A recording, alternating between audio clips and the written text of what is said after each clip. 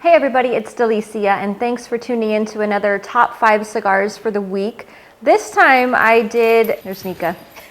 This time I did the top 5 Maduro must-have cigars. These are the cigars that you should basically, if you're a Maduro lover, you should have already smoked them, so you're somewhat familiar with them, but maybe there's one that you missed. So again, that's why I'm creating this list. These are also 5 Maduro cigars that you should have in your humidor. So like at any given moment, you could reach in there and just grab one of these. These are box-worthy cigars. These are definitely for, again, that Maduro lover that I am. And so you will find all of these cigars easily at a variety of brick and mortars. Actually, most you could probably do online, although I always urge you to support your brick and mortar retailer. But yeah, you should be able to find them easily. So I selected 5 staple, well-known brands. They're not boutique brands. They're not hard to find because I know there's a lot of you that are watching from very different locations. So some of these very tasty and wonderful cigar brands that are a little more boutique or a little more hard to find, I know it can present a challenge for those of you who do tune in every Sunday. And so again, I created this list with that in mind. And so here goes. There's the top 5 Maduro must-haves for your humidor, starting with number 5. It's actually the one that I'm smoking. However, this is a special Lancero, so just ignore that because I don't believe he makes it in a Lancero. But it is the AJ Fernandez New World Maduro. I have had it on my list before. It's a great cigar. Ever since the very first time I smoked it.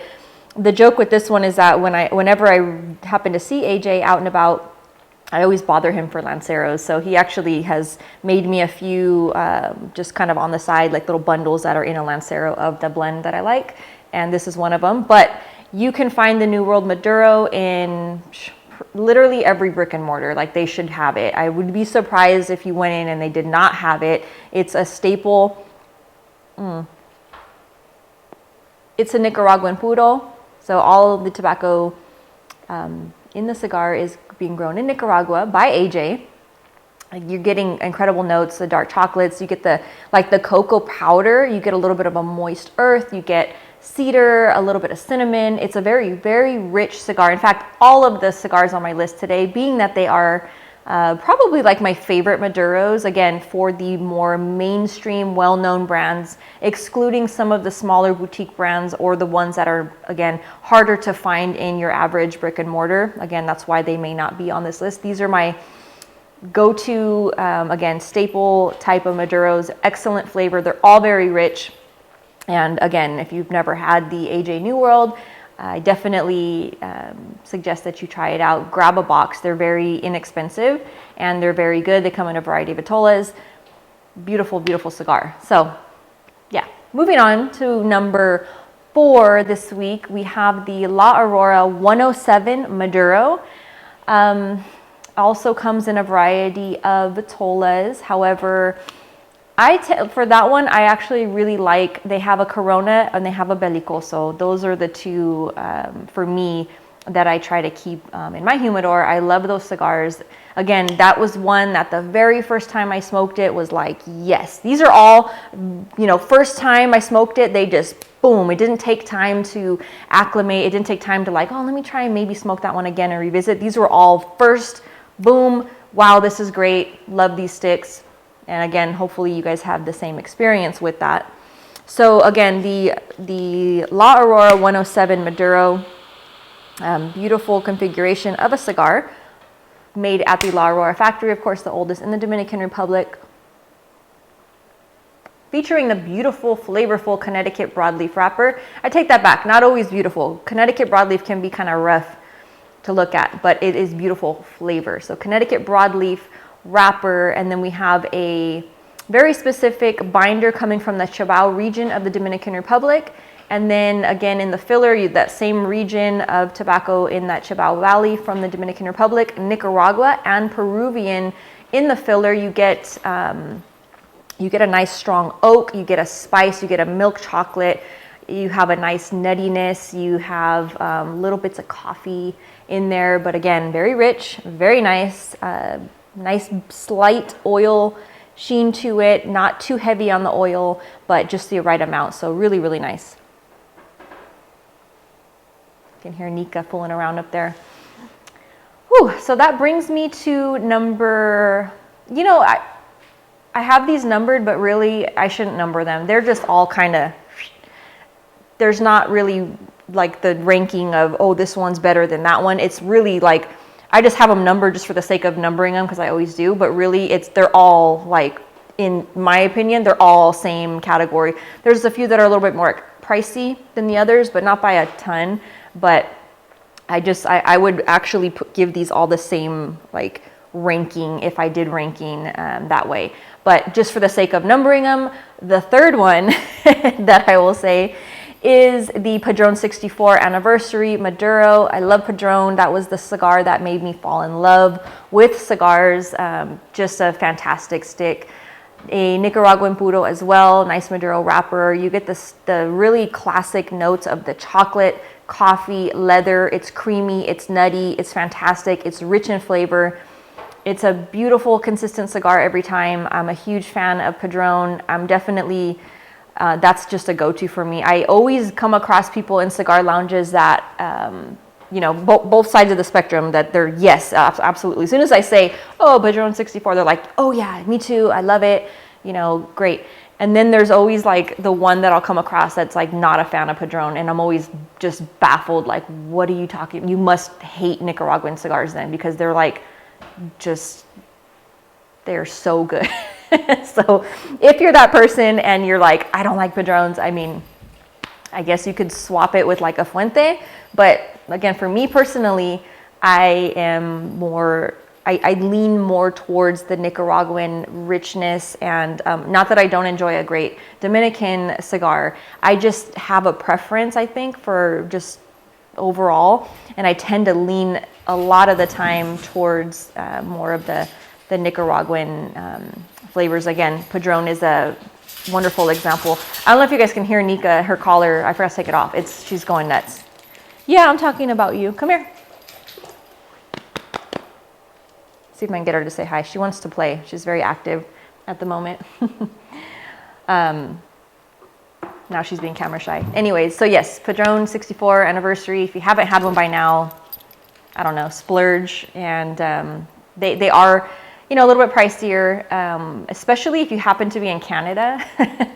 For my Canadian friends, hats off to you guys. You guys pay a hefty price point on a lot of your non-Cuban cigars. I was in a humidor in Canada in Niagara Falls a while back, and they had the Padrones, and they were like in the 70s, I think, like $75 for just like a regular Principe size. It was crazy.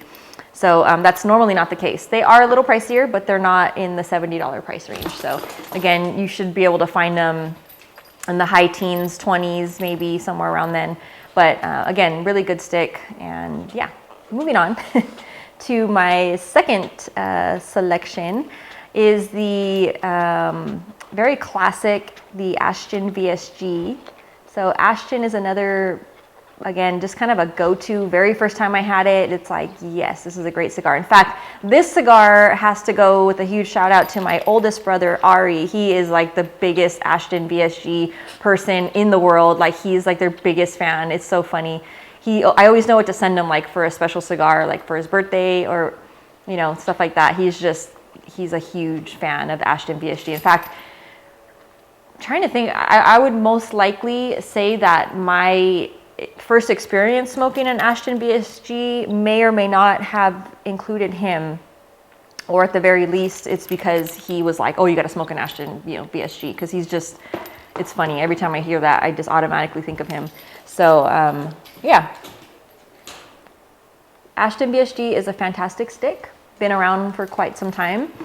It is a Sumatra seed Ecuadorian grown sun-grown wrapper. So again, being that it's in that sun-grown state, as are all of these cigars pretty much, they tend to make the leaf itself thicker. So using Ashton as that example, because a lot of their stuff wasn't at that time with that particular, they have like their estate grown, and then again the VSG is like just the kind of really brought attention to the whole sun-grown thing, and again, that thicker leaf that really just it just makes the tobacco itself that much richer, because it's, you know, it's exposed to the elements, but also again with the whole overall process of a Maduro, it just comes out to be this fantastic thing.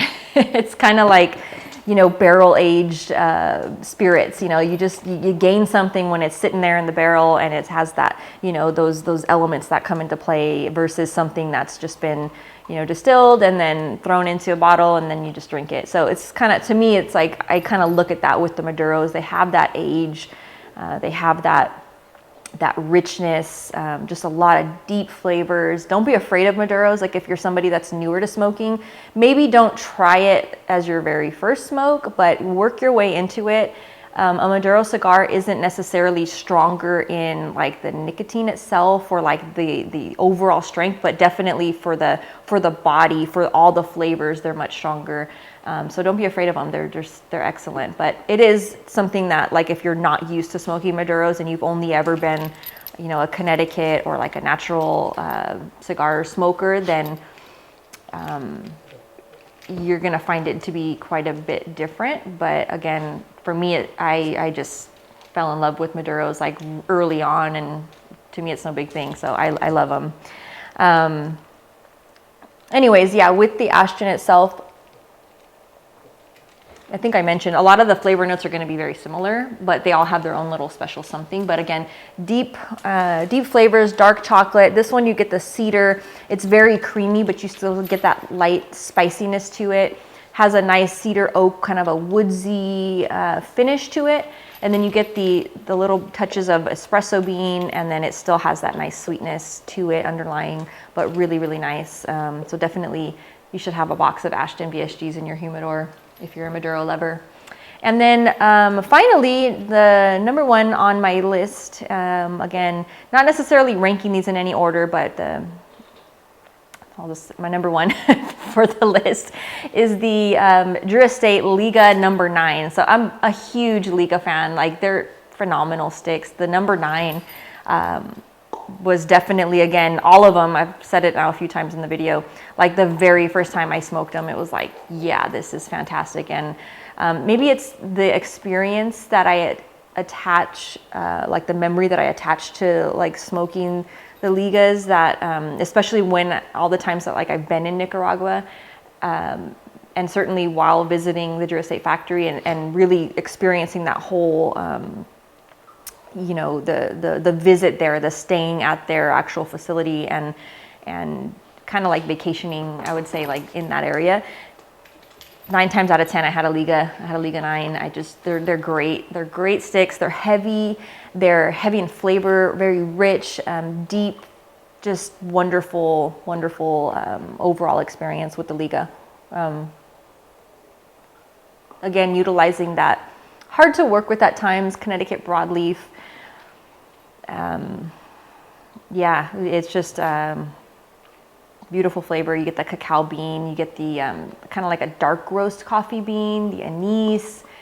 Still has the earthy elements, it has the woodsiness to it, but not more so to me. It has like that nice earthy and then dark chocolate kind of balance, but again, very rich and just wonderful in flavor. So yeah, anyways, that's my list. And again, if you're not a Maduro person, I challenge you to try at least one. I'll do a couple follow-up videos like this one. This one was again with the Maduros. I'm gonna do one for Connecticut's. And then if you have any other suggestions, I'll probably do like a mix of like, you know, special type wrapper, corojo, or, you know, just, I don't know. I'll get creative. But again, I love your comments. Thanks for chiming in all the time. You guys give me great ideas. Sometimes I run into like, you know, a wall, and it's like a creative wall, I guess you could say, where it's like, okay, let's think of something different. And so rather than just going through and picking out 5 for the week, I just thought I'd kind of try to focus. I have a few more of these types of top 5s coming up. So again, if you have any ideas or any suggestions, I will do my best to get to them, but I do appreciate seeing them. Even if I don't get to them right away, doesn't mean that I'm not working on it. So thanks so much, and I'll see you guys soon. I hope you have a great week, and thanks for tuning in. Cheers.